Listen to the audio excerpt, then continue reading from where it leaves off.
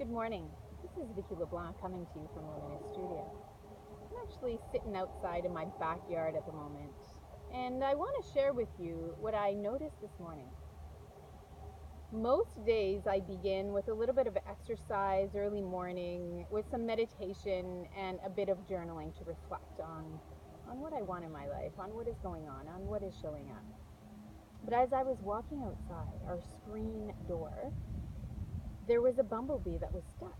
It was caught in between the screen and the door. So I opened up the screen halfway, shut the door fully, and simply watched him to see what was going to happen. He panicked frantically.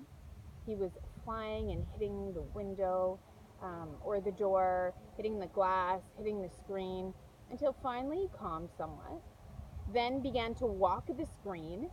But as soon as he got to the edges where he could actually fly out and be free, he would turn around as soon as he hit an edge. Eventually, he figured it out and flew off. And it reminded me of human beings. I think we do exactly that.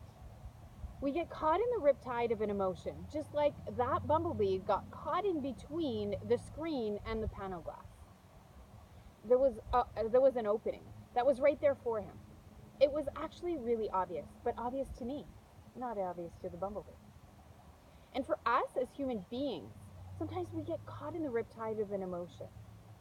But the emotion is simply energy, and the door of freedom is right there.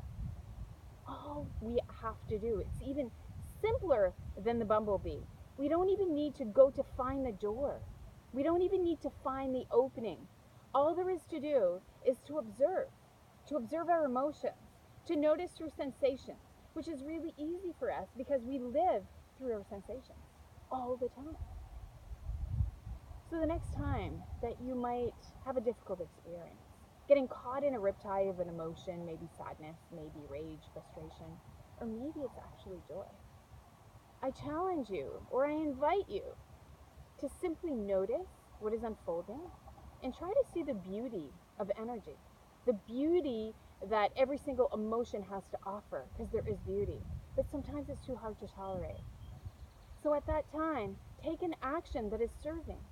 So for me this morning, I was sitting with a difficult emotion, an emotion of sadness that was founded from the feeling of feeling stupid as a child, of not being smart enough, of not noticing things that were happening around me.